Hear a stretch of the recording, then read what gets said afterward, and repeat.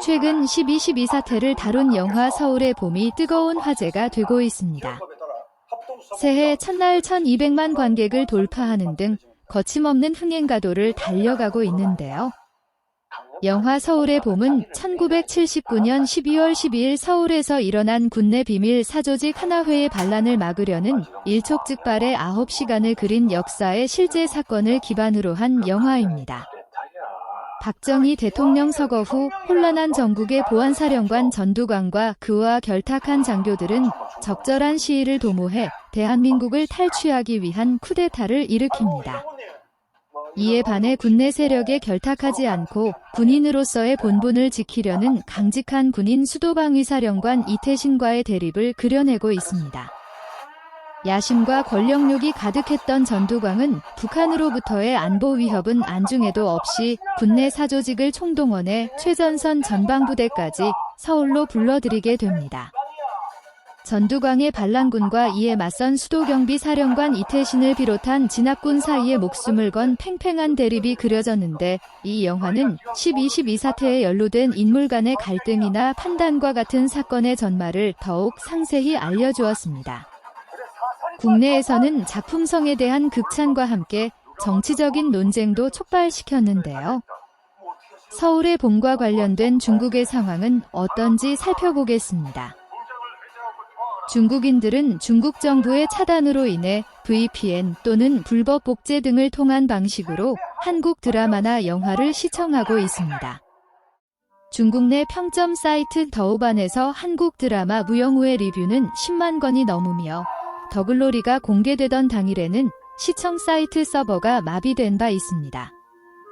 한국 드라마 불법 복제물이 유통되는 것을 막아달라며 한국저작권보호원에 접수된 인터넷 주소 삭제 건수는 2022년 9월까지 2만 7천여 건에 달합니다. 현지 업계 관계자에 의하면 아주 나이가 많거나 어린 사람을 제외하면 TV 시청자 중 한국 드라마를 보지 않는 사람은 없다고 합니다. 서울의 봄과 같이 국내에서 흥행에 성공한 영화의 경우 보다 더 많은 중국인들의 관심을 받을 것으로 보이는데요. 이에 반발해 중국 정부는 서울의 봄 시청에 대한 단속을 더욱 강화할 것으로 예상됩니다. 민주화라는 영화의 키워드로 인해 1989년 천안문 사태와 같은 단어가 언급될 가능성이 있기 때문입니다. 서울의 봄이 오는 것을 군부가 무력으로 제압했고, 이는 무력으로 중국의 민주화 운동을 진압한 천안문 사태와 결을 같이 한다고 볼 수 있습니다. 이 영화는 다수의 중국인에게 민주주의 의식을 고취시키고 곧 중국인들로 하여금 공산당과 사회주의에 대한 비판적 시각을 가지게 할 것은 당연한데요. 영화 서울의 봄에 대한 중국 네티즌들의 반응은 과연 어떨까요? 시청자들이 이미 결말을 알고 있는 상황에서 이렇게 긴장감 있게 찍을 수 있는 건 역시 대단한데, 황정민 연기가 폭발한다. 올해 가장 기대되고 볼만한 한국 영화가 개봉되었습니다. 나이든 배우들은 점점 능수능란해지고 영화의 리듬이 단숨에 흐트러지지 않고 한국 민주화의 험난한 여정을 증언해 주었습니다. 한국 영화는 할리우드를 능가한다.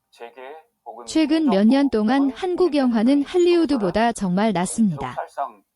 이처럼 영화로서의 작품성에 대한 긍정적인 평가들도 있었고, 한국인은 자신의 권리를 위해 싸울 수 있는 피가 흐른다. 용감하게 역사를 마주할 수 있는 나라는 칭찬할 만하다. 한국은 정말 자신감 있고 강하며 되돌아볼 줄 압니다. 한국인은 자신의 노력으로 민주주의를 이룩했습니다. 이와 같이 작품의 주제인 민주화에 대한 언급도 적지 않았습니다. 보통 특정 주제에 관해서는 중국인들은 한국에 대해 존중과 조롱의 표현을 내보이면서 긍정적인 반응과 부정적인 반응으로 나뉘기 마련인데요. 아직 민주주의를 스스로 쟁취하지 못한 중국인들은 적어도 한국의 민주화에 관해서는 일치되게 존경을 표하고 있습니다. 이는 내심 민주화를 요구하는 중국인들의 중국 정부에 대한 소극적인 시위가 아닐까 합니다. 해외 반응 TV였습니다. 구독과 좋아요는 영상 제작에 큰 힘이 됩니다. 김진영, 그리고 노태우. 군내 사조직 하나회 멤버들이었다.